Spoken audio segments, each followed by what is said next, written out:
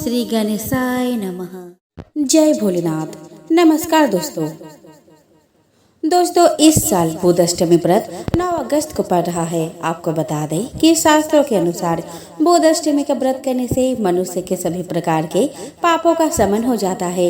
हिंदू धर्म के मान्यताओं के अनुसार जो भी मनुष्य बुधष्टमी का व्रत करता है वह सभी प्रकार के पापों से मुक्त हो जाता है। हर महीने में 2 अष्टमी व्रत होते हैं। महीने की 2 अष्टमी में जो अष्टमी बुधवार को हो तो उसे बुधष्टमी कहा जाता है। बुध अष्टमी के दिन बुध और सूर्य की विशेष पूजा अर्चना किया जाता है। जिन लोगों की जन्म कुंडली में बुध कमजोर है या बुध से संबंधित किसी प्रकार का कोई दोष है उन लोगों को यह व्रत अवश्य करना चाहिए। इस व्रत को करने से बुध भी मजबूत होता है, साथ ही साथ सूर्य का भी शुभ प्रभाव प्राप्त होता है। जन्म कुंडली में बुध और सूर्य के एक साथ होने से बुध आदित्य नामक राजयोग बनता है जो व्यक्ति के कुंडली और जीवन में बड़ा महत्वपूर्ण योग होता है। इसमें व्यक्ति के जीवन में यथाकृति की वृद्धि होती है। विशेष करके जिन लोगों की कुंडली में बुध कारक स्थिति में विद्वान है उनके लिए विशेष तौर पर फलदायक होगा। जैसे वृष, मिथुन, सिंह, कन्या, धनु, मकर, कुंभ, मीन लग्न के लोगों को विशेष तौर पर यह व्रत लाभ पहुँचाता है। हिंदू धर्म में बताया गया है जो भी मनुष्य पूरी श्रद्धा पूर्वक बुधष्टमी का व्रत करता है उसे मृत्यु के पश्चात नरक नहीं जाना पड़ता।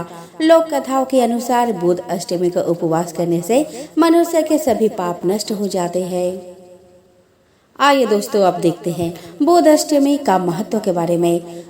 हमारे शास्त्रों में अष्टमी तिथि को बहुत ही महत्वपूर्ण बताया गया है। जिस बुधवार के दिन अष्टमी तिथि पड़ती है उसे बुध अष्टमी कहा जाता है। बुध अष्टमी के दिन सभी लोग विधिवत बुधदेव और सूर्यदेव की पूजा अर्चना करते हैं। मान्यताओं के अनुसार जिन लोगों की कुंडली में बुध कमजोर होता है उनके लिए बुध अष्टमी का व्रत बहुत ही फलदायी होता है। आइए दोस्तों अब हम देख लेते हैं बुध अष्टमी के पूजन विधि के बारे में। तो दोस्तों बुध अष्टमी का व्रत करने के लिए व्यक्ति को प्रातः काल उठकर किसी पवित्र नदी में स्नान करने के पश्चात पूजा का संकल्प लेना चाहिए। अगर आपके घर के आसपास कोई नदी नहीं है तो अपने नहाने के पानी में थोड़ा सा गंगा जल मिलाकर स्नान करें। ऐसा करने से आपको गंगा स्नान जितना ही पुण्य प्राप्त होगा।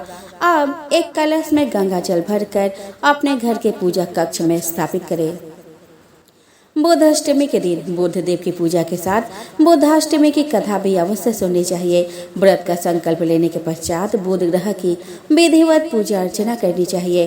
बुधाष्टमी के दिन भगवान को भोग लगाने के लिए 8 प्रकार के पकवान बनाने चाहिए और इन्हें बांस के पत्तों में रखकर भगवान को भोग लगाना चाहिए। इस भोग को फल, फूल, धूप आदि के साथ बुधदेव को चढ़ाना चाहिए। पूजा खत्म होने के पश्चात भगवान पर चढ़ाए गए भोगों को परिवार के सभी लोगों के साथ मिलकर ग्रहण करना चाहिए। कई जगहों पर बुध अष्टमी के दिन भगवान शिव और पार्वती की पूजा भी की जाती है।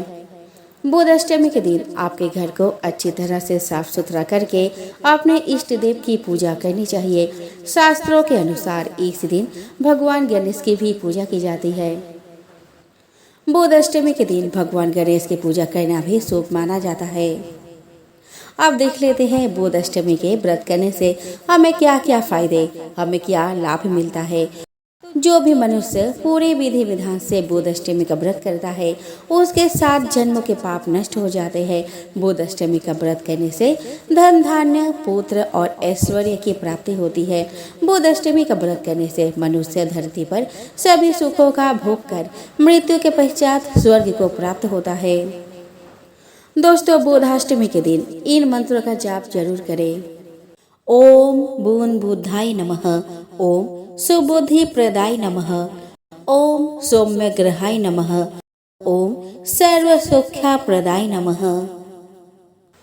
दोस्तों अगर आपकी कुंडली में बुध दोष है और आप अपनी कुंडली से बुध दोष को दूर करना चाहते हैं तो बुध अष्टमी के दिन ये छोटे छोटे उपाय करके इस दोष से छुटकारा पा सकते हैं। भगवान गणेश को मोदक बहुत प्रिय है। अगर आप बुध दोष से छुटकारा पाना चाहते हैं तो बुध अष्टमी के दिन भगवान गणेश को मोदक का प्रसाद चढ़ाएं। अपने कुंडली से बुध दोष के प्रभाव को दूर करने के लिए बुध अष्टमी के दिन अपने हाथ की सबसे छोटी अंगुली में पन्न रत्न धारण करें। पन्ना रत्न धारण करने से पहले किसी ज्योतिषी से सलाह जरूर लें।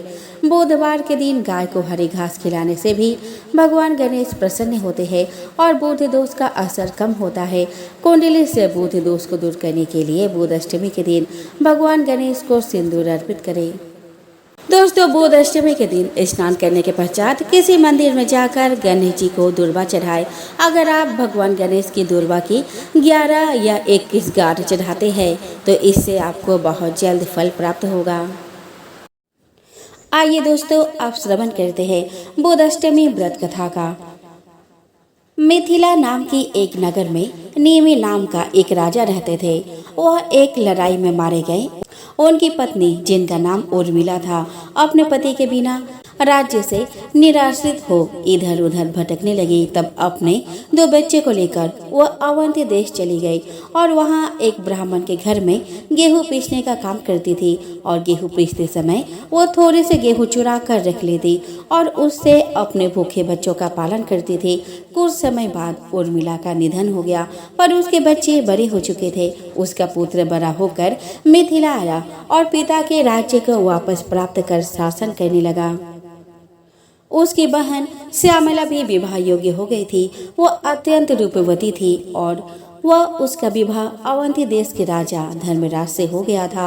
एक दिन धर्मराज ने अपनी पत्नी श्यामला से कहा कि हे प्रिय, तुम सभी काम करना, परंतु ये 7 स्थानों जिनमें ताले बंद है, इनमें तुम कभी मत जाना। श्यामला ने बहुत अच्छा कहकर पति की बात मान ली। उसके मन में उत्सुकता बनी रही। एक दिन जब धर्मराज अपने किसी कार्य में व्यस्त थे, तब श्यामला ने एक मकान का ताला खोलकर वहां देखा। उसकी माता उर्मिला को अति भयंकर यमदूत बांधकर तप्त तेल के कढ़ा में बार बार डाल रहे थे। लज्जित होकर श्यामला ने वो कमरा बंद कर दिया। फिर दूसरा कमरा खोला तो देखा कि वहाँ भी उसके माता को यमदूत शीला के ऊपर रखकर पीस रहे थे और माता चिल्ला रही थी। इसी प्रकार तीसरा कमरा खोला तो देखा कि यमदूत उसकी माता के मस्तक में कीले ठोक रहे थे। इसी तरह चौथे में अति भयंकर श्रवान उसका भक्षण कर रहे थे। 5वें में लोहे के संदस उसे पीड़ित कर रहे थे। 6ठे में कोल्हू के बीच ईख के समान पेरी जा रहे थे और 7वें को खोलकर देखा तो वहां भी उसकी माता को हजारों कृमि भक्षण कर रहे थे और वह रुधिर आदि से लथपथ हो रहे थे। यह देखकर श्यामला ने विचार किया कि मेरी माता ने ऐसा कौन सा पाप किया जिससे वह इस दुर्गति को प्राप्त हुई। वह सोचकर उसने सारा वृतांत अपने पति धर्मराज को बताया। धर्मराज बोले कि प्रिय, मैंने इसीलिए कहा था कि ये 7 ताले कभी न खोलना, नहीं तो तुम्हें वहाँ पश्चाताप होगा। तुम्हारी माता ने संतान स्नेह से ब्राह्मण के खेत से गेहूं चुराए थे। क्या तुम इस बात को नहीं जानते जो तुम इस बात को मुझसे पूछ रही हो? यह सब उसी कर्म का फल है। ब्राह्मण का धन स्नेह से भी भक्षण करे तो भी 7 कुल अधोगति को प्राप्त होते हैं और चुरा कर खाए तो जब तक सूर्य और चंद्रमा और तारे हैं तब तक नरक से उद्धार नहीं होता। जो गेहूं इसने चुराए थे वही कृमि बनकर इसका भक्षण कर रहे हैं। श्यामला ने कहा कि महाराज, मेरी माता ने जो कुछ भी पहले किया वह सब मैं जानती हूँ, फिर भी अब आप ऐसा कोई उपाय बताएं जिससे मेरी माता को नरक से उद्धार हो जाए। इस पर धर्मराज ने कुछ समय विचार किया और कहने लगे कि प्रिय, आज से 7 जन्म पूर्व तुम ब्राह्मणी थी। उस समय तुमने अपने सखियों के साथ जो बुधाष्टमी का व्रत किया था, यदि उसका फल तुम संकल्प पूर्वक अपने माता को दे दो तो इस संकट से उसके मुक्ति हो जाएगी। यह सुनते ही श्यामला स्नान कर अपने व्रत का पुण्य फल संकल्प पूर्वक माता के लिए दान कर दिए। व्रत के फल के प्रभाव से उसकी माता भी उसी क्षण दिव्य देह धारण कर विमान में बैठकर अपने पति सहित स्वर्गलोक की ओर चली गई। यह व्रत अपने संतान को अपने माता के लिए रखना चाहिए। इस व्रत को रखने से धन धान्य, पुत्र पौत्र, दीर्घायु और ऐश्वर्य मिलता है। चलिए दोस्तों, अब हम श्रवण करें बुद्धाष्टमी की दूसरी कथा। तो भविष्य पुराण की एक कथा के अनुसार ईल नाम के राजा रहा करते थे। एक बार वो हिरण का पीछा करते हुए उस वन में जा पहुँचे जहाँ भगवान शिव और पार्वती जी भ्रमण कर रहे थे। उस समय शिव जी का आदेश था कि वन में पुरुष प्रवेश करते ही स्त्री में बदल जाएंगे। इसलिए जैसे ही राजा ईल ने वन में प्रवेश किया, वो स्त्री बन गए। ईल के उत्तम स्वरूप को देखकर बुद्धदेव उन पर मोहित हो गए और उनसे विवाह कर लिया। जिस दिन ईल और बुद्ध का विवाह हुआ उस दिन अष्टमी तिथि थी। तभी से बुद्धाष्टमी का पर्व मनाया जाने लगा। एक गांव में हरिया नाम का एक बहेलिया रहता था। वो गांव में जाल बिछाकर चिड़िया, कबूतर, तोता और अन्य पक्षियों को पकड़ता था। फिर उन्हें पिंजरे में बंद करके रख देता और गांव के बाजार में बेच देता था। हरिया के घर में उसके पत्नी शोभा भगवान शिव के भक्त थी। वह दिन रात भगवान शिव की पूजा करती थी। शोभा अपने पति के काम से खुश नहीं थी। एक दिन उसने हरिया से कहा कि सुनो जी, तुम जिन पक्षियों को पकड़कर बेचते हो, इससे इन्हें कितनी तकलीफ होती होंगी। उसकी बात सुनकर हरिया हंसने लगा और उसने कहा कि तुझे कैसे पता इन्हें तकलीफ होती है। इन्हें बाजार में बेचने से मुझे अच्छे पैसे मिलते हैं। यह सुनकर शोभा रोने लगी। उसने कहा, आपको शायद ये नहीं पता कि इन भोले बेजुबान पक्षियों की हाय हमें लग रही है। इसी कारण हमारे कोई संतान नहीं है। मैं दिन रात भगवान शिव की पूजा करती हूँ, लेकिन फिर भी हम संतान के सुख से वंचित हैं। तब हरिया ने कहा कि मैं यह सब नहीं जानता, तू भी इस सब के बारे में सोचना छोड़ दे। यह कहकर हरिया पक्षी पकड़ने चल देता है। शाम को हरिया पिंजरे में पक्षियों को लेकर आता है और झोपड़ी में रख देता है। अगले दिन फिर से हरिया पक्षियों को पकड़ने चला जाता है। तभी कोई घर का दरवाजा खटखटाता है। शोभा दरवाजा खोलकर देखती है तो उसके सामने एक ब्राह्मण अपने पत्नी के साथ खड़े थे। शोभा उनसे कहती है, महाराज, आप लोग कौन है?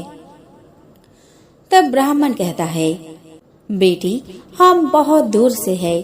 कुछ दिन इस गांव के शिव मंदिर में अमर कथा वाचने आए हैं, इसीलिए घर घर जाकर उसका निमंत्रण दे रहे हैं। तुम भी कल से अपने परिवार के साथ कथा सुनने आना। यह सुनकर शोभा बहुत खुश हुई और उसने कहा, हे ब्राह्मण देवता, मेरे तो भाग्य खुल गए। ऐसा अवसर तो किस्मत वालों को मिलता है, परंतु आप दोनों की रहने की व्यवस्था कहाँ है? तब ब्राह्मण ने कहा कि बेटी, मंदिर के पंडित जी ने हमारे रहने का इंतजाम मंदिर में ही कर दिया है और इस गांव में जो भी हमें सम्मान और प्यार से भोजन कराएगा, हम भोजन कर लेंगे। यह सुनकर शोभा की आंखों में आंसू बहने लगे। उसने रोते हुए कहा, महाराज, मैं बहुत गरीब हूँ, लेकिन मेरी इच्छा है कि जब तक आप इस गांव में रहे, आप मेरे घर में भोजन करें। परंतु मेरे घर में रूखा सूखा है जो आपको पसंद नहीं आएगा। यह सुनकर ब्राह्मण की पत्नी बोली, बेटी, तुम चिंता मत करो। यदि तुम्हारी इच्छा हमें भोजन कराने की है तो हर दिन हम तुम्हारे घर में ही भोजन करेंगे। तुम्हारे रूखे सूखे एक निवाले से ही हमारी तृप्ति हो जाएगी। यह सुनकर शोभा बहुत खुश हो गई। उसने कहा, मैं आपके लिए भोजन तैयार करती हूँ। तब ब्राह्मण ने कहा, माई, तुम भोजन तैयार करो, हम पूरे गांव में निमंत्रण देकर तुम्हारे घर आएंगे। यह कहकर दोनों चले जाते हैं। शोभा भोजन तैयार करती है। कुछ समय बीत जाने के बाद दोनों पति पत्नी शोभा के घर भोजन करने आ जाते हैं। जब वे भोजन करने बैठते हैं तभी ब्राह्मण की नजर पिंजरे में पक्षियों पर पड़ती है। वे उठकर खड़े हो जाते हैं। शोभा उनसे पूछती है, महाराज, क्या मेरे से कोई भूल हो गई? ब्राह्मण ने क्रोधित होते हुए कहा, तुमने इन बेजुबान पक्षियों को पिंजरे में कैद कर रखा है। हम तुम्हारे घर भोजन नहीं कर सकते। तुम भगवान शिव की अमर कथा सुनना चाहती हो और उनके प्रिय कबूतरों को तुमने कैद कर रखा है। ये कहकर वे चल देते हैं। शोभा उनके पैर पकड़ लेती है और कहती है, हे ब्राह्मण देवता, मेरे घर से रुष्ट होकर ना जाइए। मैं तो वैसे भी संतान सुख से वंचित हूँ। अगर आप भी बिना भोजन किए चले गए तो हमारा सर्वनाश निश्चित है। यह पक्षी मेरे पति ने पकड़े हैं। मैं अभी इन्हें आजाद कर देती हूँ। यह कहकर वह बाहर जाकर सारे पक्षियों को आजाद कर देती है। यह देखकर ब्राह्मण पत्नी सहित भोजन करते हैं और शोभा को सौभाग्यवती और पुत्रवती होने का आशीर्वाद देकर चले जाते हैं। शाम को जब हरिया आता है, वह पिंजरा खाली देखकर शोभा से पूछता है। तब शोभा उसे सारी घटना बता देती है। हरिया गुस्से में कहता है, मैं इतनी मेहनत से पक्षी पकड़ कर लाया था और तूने सब उड़ा दिए। आज के बाद किसी को भोजन पर मत बुलाना। तब शोभा कहती है, मैंने तो उन दोनों को 7 दिन का न्योता दे दिया है। अब मैं पीछे नहीं हट सकती। उन्होंने मुझे सौभाग्यवती और पुत्रवती होने का आशीर्वाद दिया है। अमर कथा का वाचने वाले सच्चे ब्राह्मण का आशीर्वाद कभी बेकार नहीं जाता। अगर उन्हें भोजन नहीं कराया और उन्होंने गुस्से में श्राप दे दिया तो हमारा सर्वनाश हो जाएगा। आप केवल 7 दिन पक्षियों को मत पकड़ना, बाद में जो चाहे करना। हरिया को हार कर उसकी बात सुननी पड़ी। वह बेमन से 7 दिन घर पर ही रहने लगा। हर दिन ब्राह्मण उसकी पत्नी भोजन करने आते। उनके आने से पहले हरिया घर से चला जाता। उसे यह सब पसंद नहीं था। शाम के समय शोभा कथा सुनने जाती। वह हरिया से भी चलने को कहती, लेकिन हरिया मना कर देता था। इसी तरह 6 दिन बीत गए। रात को शोभा ने हरिया से कहा, आपने मेरे कहने से 6 दिन पक्षियों को नहीं पकड़ा। बस आप मेरी एक बात और मान लीजिए। हरिया ने कहा, क्या बात है? वैसे भी मैं केवल कल ही घर पर रुकूंगा, परसों से अपने काम पर जाऊंगा। तब शोभा ने कहा, कल अमर कथा समाप्त हो जाएगी। मैं चाहती हूँ आप कल मेरे साथ मंदिर में कथा सुनने चले और वहाँ से वापस आने के बाद ब्राह्मण और उनकी पत्नी को अंतिम बार भोजन कराकर उनसे आशीर्वाद ले। क्या पता उनके आशीर्वाद से हमें संतान का सुख मिल जाए। हरिया उसकी बात सुनकर अगले दिन कथा सुनने चल देता है। मंदिर में कथा सुनते सुनते हरिया की आंखों से आंसू बहने लगते हैं। शोभा के पूछने पर वो कहता है, भगवान शिव ने जिन कबूतरों को अमरता का आशीर्वाद दिया, मैंने जीवन भर उन्हें बेचकर अपना जीवन नरक बना लिया। कथा समाप्त होने पर वे दोनों घर आ गए। हरिया का मन निर्मल हो गया था। उसने शोभा से कहा, मैं आज से ही यह काम छोड़ दूंगा और मेहनत मजदूरी करूंगा। कुछ देर बाद ब्राह्मण और उसकी पत्नी भोजन करने आए। हरिया ने उनका स्वागत किया, उन्हें भोजन कराया और उसके बाद हरिया ने अपने मन की सारी बात उनके सामने रख दी। तभी ब्राह्मण और उनकी पत्नी भगवान शिव और माँ पार्वती के रूप में प्रकट हो जाते हैं। भगवान शिव कहते हैं, तुम्हारी पत्नी की भक्ति देखकर हम तुम्हें संतान सुख देना चाहते हैं, किंतु तुम्हारे पाप के कारण यह संभव नहीं था। इसीलिए हमें तुम्हारा मन बदलने के लिए भेष बदलकर यहाँ आना पड़ा। यह सुनकर दोनों पति पत्नी रोने लगते हैं और उनके चरणों में गिर जाते हैं। भगवान शिव और माँ पार्वती उन्हें पुत्रवती होने का आशीर्वाद देकर अंतर्ध्यान हो जाते हैं। भगवान के आशीर्वाद से उनके घर एक सुंदर कन्या का जन्म होता है। कन्या के आने के बाद उनके दिन बदल जाते हैं। वे काफी धनवान हो जाते हैं। तो दोस्तों, प्रेम से बोले हर हर महादेव। दोस्तों, एक शहर में देवरानी जेठानी रहा करती थी। जेठानी अमीर थी और देवरानी गरीब थी। देवरानी गणेश जी की भक्त थी। देवरानी का पति जंगल से लकड़ी काट कर बेचता था और अक्सर बीमार रहता था। देवरानी जेठानी के घर का सारा काम करती और बदले में जेठानी बचा हुआ खाना, पुराना कपड़ा आदि उसको देती थी। इसी से देवरानी का परिवार चल रहा था। अब दोस्तों क्या हुआ, 3 साल बाद अधिक मास के संकष्टी चतुर्थी का व्रत आया। देवरानी ने संकष्टी चतुर्थी का व्रत रखा। उसने 5 आने का लड्डू लाया और पूजा करके गणेश जी की कथा सुनी और उस लड्डू को छीके में रख दिया और सोचा कि चांद उगने पर पहले लड्डू और बाद में कुछ खाएगी। दोस्तों वह कथा सुनकर जेठानी के यहाँ चली गई। खाना बनाकर जेठानी के बच्चे को खाना खाने को कहा तो बच्चे बोले कि माँ तो आज व्रत रखी है और माँ भूखी है, जब माँ खाना खाएगी हम भी तभी खाएंगे। जेठ जी को खाना खाने को कहा तो जेठ जी बोले कि मैं अकेला नहीं खाऊंगा, जब चांद निकलेगा तब सब खाएंगे, तभी मैं भी खाऊंगा। जब देवरानी जेठानी से खाना मांगी तो जेठानी ने कहा कि आज तो किसी ने भी अभी तक खाना नहीं खाया, तो मैं तुम्हें कैसे दे दूं? तुम सुबह सवेरे ही बचा हुआ खाना ले जाना।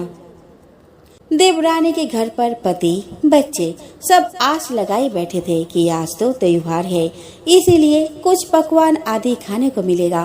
परंतु जब बच्चे को पता चला कि आज तो रोटी भी नहीं मिलेगी तो बच्चे रोने लगे। उसके पति को भी बहुत गुस्सा आया।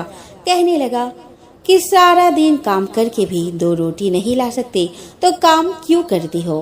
पति ने गुस्से में आकर पत्नी को कपड़े धोने के धोबन से मारा। धोबना हाथ से छूट गया तो पाटे से मारा। वह बेचारी गणेश जी को याद करते हुए रोते रोते पानी पीकर ही सो गई। उस दिन गणेश जी देवरानी के सपने में आए और कहने लगे, धोबने मारी, पाटे मारी, सो रही है या जाग रही है? वह बोली, कुछ सो रही हूँ, कुछ जाग रही हूँ। गणेश जी बोले, भूख लगी है, कुछ खाने को दो। देवरानी बोली कि क्या दूं? मेरे घर में तो अन्न का एक दाना भी नहीं है। जेठानी बचा कुचा खाना देती थी, आज वह भी नहीं मिला। पूजा का बचा हुआ लड्डू मैंने छीके में रखा है, वही खा लो। लड्डू खाने के बाद गणेश जी बोले, धोबने मारी, पाटे मारी, निपटाई लगी है, कहाँ निपटे? वह बोली, यह परा घर, जहाँ इच्छा वह निमट लो। फिर गणेश जी बच्चे की तरह बोले, अब कहाँ पूछूं? नींद में मग्न अब देवरानी को बहुत गुस्सा आया कि कब से तंग किए जा रहे हैं। सो बोली, मेरे सर पर पूछो और कहाँ पूछोगे? सुबह जब देवरानी उठी तो यह देखकर हैरान रह गई कि पूरा घर हीरे मोती से जगमगा रहा है। सिर पर जहाँ विनायक जी पोछनी कर गए थे, वहाँ हीरे के टीके वो बिंदी जगमगा रहे थे। उस दिन देवरानी जेठानी के यहाँ काम करने नहीं गई। बड़ी देर तक राह देखने के बाद जेठानी ने बच्चों को देवरानी को बुलाने भेजा। जेठानी ने सोचा कल खाना नहीं दिया, इसीलिए शायद देवरानी बुरा मान गई है। बच्चे बुलाने गए और बोले कि चाची चलो, माँ ने बुलाया है, सारा काम पड़ा है। देवरानी ने जवाब दिया, अब उसकी जरूरत नहीं है, घर में सब भरपूर है। गणेश जी के आशीष से बच्चों ने घर जाकर माँ को बताया कि चाची का तो पूरा घर हीरे मोतियों से जगमगा रहे हैं। जेठानी दौड़ती हुई देवरानी के पास आई और पूछा कि यह सब कैसे हुआ। देवरानी ने उसके साथ जो हुआ वह सब कह डाला। घर लौटकर जेठानी अपने पति से कहा कि आप मुझे धोबने और पाटे से मारो। उसका पति बोला कि भली मानस, मैंने कभी तुम पर हाथ नहीं उठाया, मैं तुम्हें धोबने और पाटे से कैसे मार सकता हूँ। वह नहीं मानी और जिद करने लगी। मजबूरन पति को उसे मारना पड़ा। उसने ढेर सारा घी डालकर चूरमा बनाया और छीके में रखकर सो गई। रात को चौथ विनायक जी सपने में आए और कहने लगे कि भूख लगी है, क्या खाऊं? जेठानी ने कहा कि हे गणेश जी महाराज, मेरे देवरानी के यहाँ तो आपने सूखा लड्डू खाया था, मैंने तो झरते घी का चूरमा बनाकर आपके लिए छीके में रखा है। फल और मेवे भी रखे हैं, जो चाहे खा लीजिए। बाल स्वरूप गणेश जी बोले, अब निपटे कहाँ? जेठानी बोली, उसके यहाँ तो टूटी फूटी झोपड़ी थी, मेरे यहाँ तो कंचन के महल है, जहाँ चाहो निपट लो। फिर गणेश जी ने पूछा कि अब पोछू कहाँ? जेठानी बोली, मेरे ललाट पर बड़ी सी बिंदी लगा है, वहाँ पोछ लो। धन की भूखी जेठानी सुबह बहुत जल्दी उठ गई। सोचा घर हीरे जवाहरत से भर चुका होगा, पर देखा तो पूरे घर में गंदगी फैली हुई थी, तेज बदबू आ रही थी। उसके सिर पर भी बहुत सी गंदगी लगी हुई थी। उसने कहा, हे गणेश जी महाराज, ये आपने क्या किया? मुझसे रूठे और देवरानी पर टूटे। जेठानी ने घर की सफाई करने की बहुत कोशिश करी, परंतु गंदगी और ज्यादा फैलती गई। जेठानी के पति को मालूम चला तो वह भी बहुत गुस्सा हुआ और बोला, तेरे पास इतना सब कुछ था, फिर भी तेरा मन नहीं भरा। परेशान होकर चौथ के गणेश जी से मदद की विनती करने लगी। गणेश जी ने कहा कि देवरानी से जलन के कारण तूने जो किया था वह इसी का फल है। अब तू अपने धन में से आधा उसे दे देगी, तभी यह सब साफ होगा। उसने आधा धन बांट दिया, किंतु मोहरों की एक हांडी चूल्हे के नीचे गाड़ रखी थी। उसने सोचा किसी को पता नहीं चलेगा और उसने उस धन को नहीं बांटा। उसने कहा कि हे श्री गणेश जी, आप तो अपना यह बिखराव समेटो। गणेश जी बोले, पहले चूल्हे के नीचे गाड़ी हुई मोहरों की हांडी सहित ताक में रखी हुई 2 सुइयों के भी 2 हिस्से कर दो। इस प्रकार गजानन ने बाल स्वरूप में आकर सुई जैसी छोटी सी चीज का भी बंटवारा किया और अपने माया समेटी। हे गणेश जी महाराज, जैसे आपने देवरानी पर कृपा की वैसे सब पर करना।